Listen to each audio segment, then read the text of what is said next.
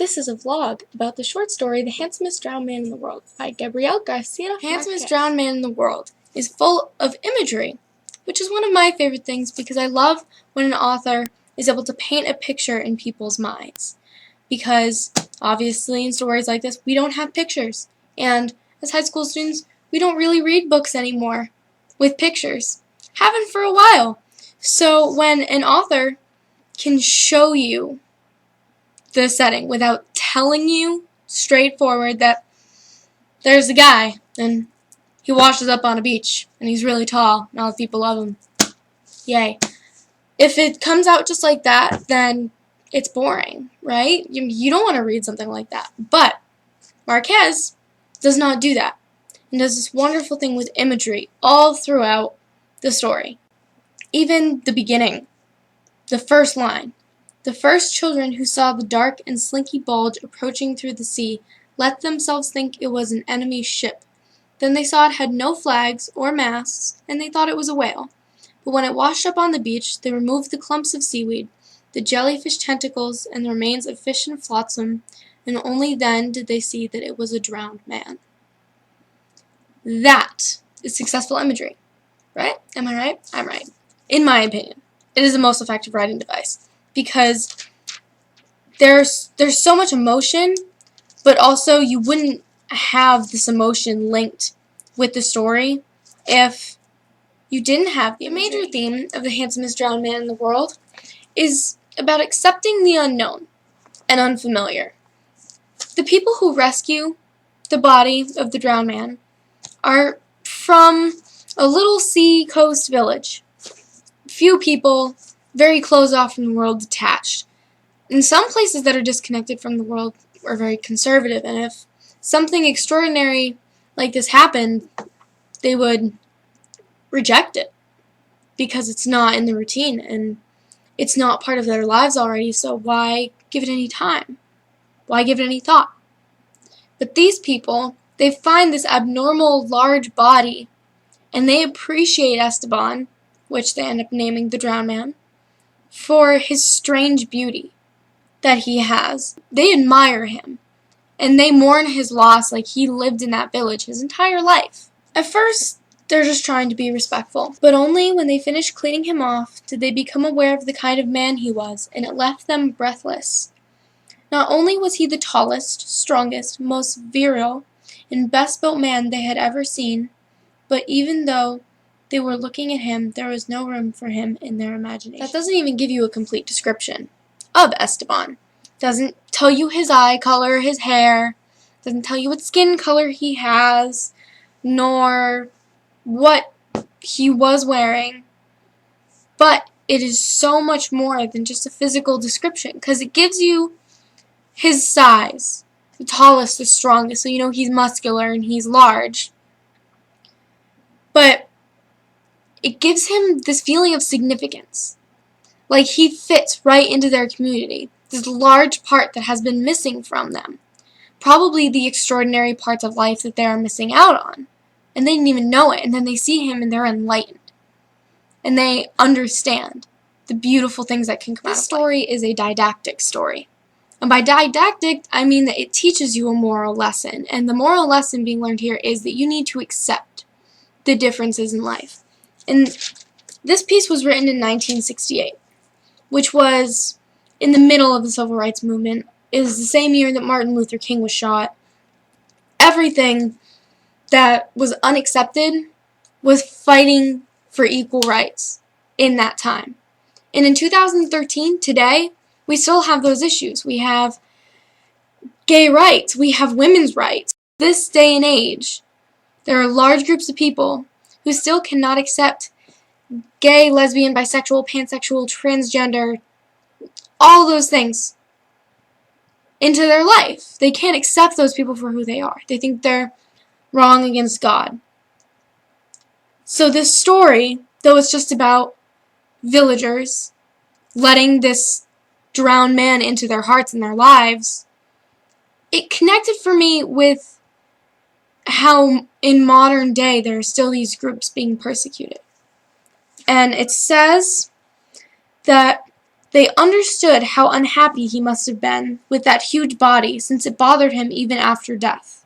They could see him in life, condemned to going through doors sideways, cracking his head on crossbeams, remaining on his feet during visits, not knowing what to do with his soft, pink, sea-lion hands, while the lady of the house looked for her most resistant chair and begged him, frightened to death, "Sit here, Esteban, please." And he, leaning his heels raw and his back roasted from having done the same thing so many times whenever he paid a visit, "Don't bother, ma'am. I'm fine where I am," just to avoid the embarrassment of breaking up the chair, and never knowing perhaps that the ones who said, "Don't go up, Esteban, at least wait till the coffee's ready," were the ones who later on would whisper the big boob finally left, "How nice, the handsome fool has gone."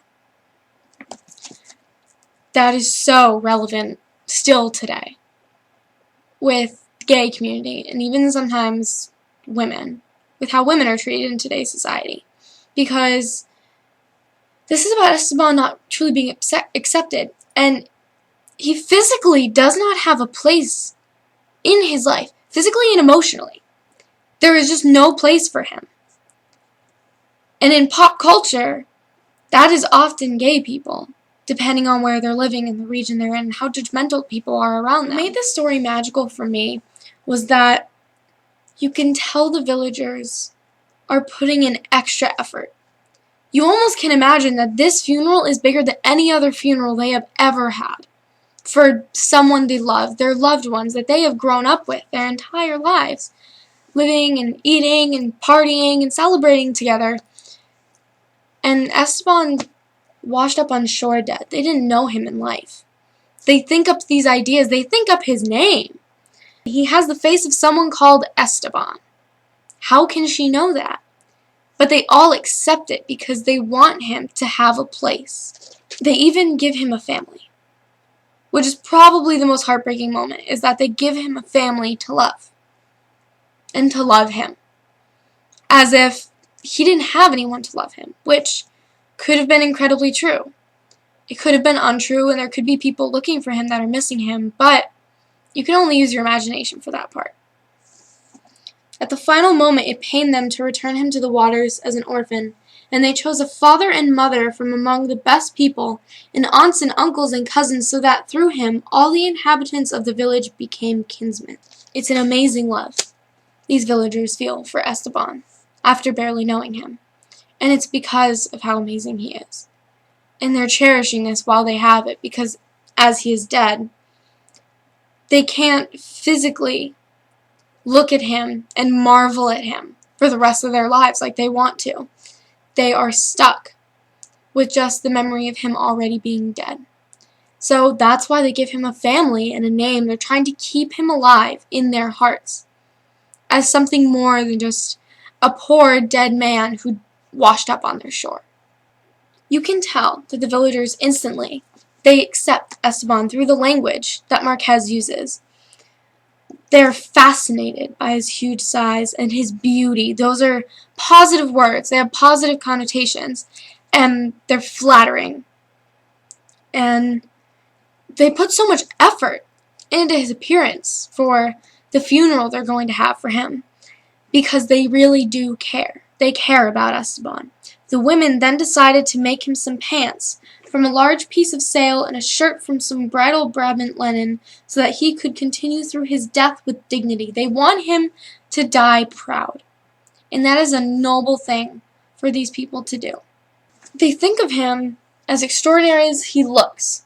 So they think of his personality as being just as powerful as his physical presence, even in death. They thought that he would have had so much authority that he could have drawn fish out of the sea simply by calling their names, and that he would have put so much work into his land that springs would have burst forth from among the rocks, so that he would have been able to plant flowers on the cliffs.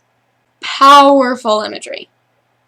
It shows you a lot of how much power these people think Esteban had. And in reality, in life, Esteban, whose name was not Esteban in life, most likely, didn't have this power. You can't call fish out of the sea. You can't make water spring out of a rock without a miracle. You can't make flowers grow in rocky cliffs. You can't do that. but it's this amazing imagination and hope that these women have for Esteban that makes it so important. So even if this didn't happen to him in life, they're giving him what they believe he deserves and the memories that he deserves by their standards. It's really all hyperbole, because I think they know. I think these people are smart enough to know that you can't go, hey fish, and just fish come flying. I don't think that they're stupid. I think they know that. I think they know that water cannot come from a rock. Obviously, they know that. But this hyperbole makes it even more beautiful. It's poetic. All of this is just such poetic language. It's written in prose, as it is a story. It's a short story. However, the language is poetic, through and through. The epiphany definitely comes when the women finish cleaning him off, and they realize that he was the tallest, strongest, most virile, and best-built man that they had ever seen, but even though they were looking at him, there was no room for him in their imagination. Back to that quote, because I love that quote. There are so many different things in it. That is the epiphany of, wow, look at this being. Look at how amazing he is. And that is the moment where these women start caring for Esteban. And it's a beautiful moment. There's so much characterization that comes for Esteban. That's my dog. This is my dog. This is Fenway. He's going to make a guest appearance because he won't stop barking at the garbage truck. Isn't that right? You're interrupting my vlog. But he's so cute.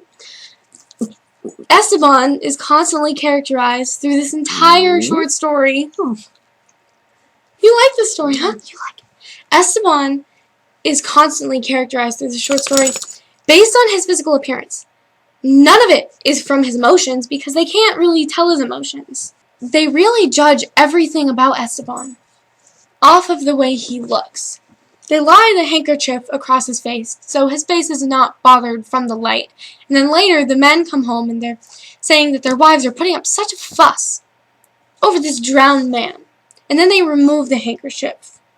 And that is when you really tell that these people are putting a lot of emotion into what is realistically a corpse of an unknown man. He is a John Doe. And they're putting all of this character and personality into him based on the way he looks in death, which you really can't do. You have to know a person to get the full spectrum of their emotions, but they're judging so much of his life based off of how he looks. They only had to take the handkerchief off his face to see that he was ashamed, that it was not his fault that he was so big, or so heavy, or so handsome. And if he had known that this was going to happen, he would have looked for a more discreet place to drown in. Seriously, I even would have tied the anchor off a galleon around my neck and staggered off a cliff like someone who doesn't like things in order not to be upsetting people now with this Wednesday dead body, as you people say, in order not to be bothering anyone with this filthy piece of cold meat that doesn't have anything to do with me. There was so much truth in his manner that even the most mistrustful men, the ones who felt the bitterness of endless nights at sea, fearing that their women would tire of dreaming about them and begin to dream of drowned men, even they and others who were harder still, shuddered in the marrow of their bones at Esteban's sincerity. He could be making an ashamed kind of face for many reasons. It could have just been the way his muscles settled. It could have been the time he had at sea distorting his face. He could have died in some terrible, tragic way and just stuck looking surprised. There's a lot that these people put on Esteban that he probably was not so great in life. He was probably just like you and me. But these people rise him up on a pedestal, and they make their village his home. When boats are going by, they will say, "Look there, where the wind is so peaceful now that it's gone to sleep beneath the beds. Over there, where the sun's so bright that the sunflowers don't know which way to turn. Yes, over there, that's Esteban's village." They want to personify Esteban through the village. They want to keep him alive in this way. They also knew that everything would be different from then on, that their houses would have wider doors, higher ceilings, and stronger floors so that Esteban's memory could go everywhere without bumping into beams, and so that no one in the future would dare whisper that the big boob finally died. Too bad. The handsome fool has finally died, because they were going to paint their houses' fronts gay colors to make Esteban's memory eternal. So the handsomest man in the world is really about all these people coming together and accepting Esteban for who he really is. And that is the magic of acceptance. Thank you, Marquez, for this wonderful story that you thrust into the world. And now I thank you for spending time watching this vlog.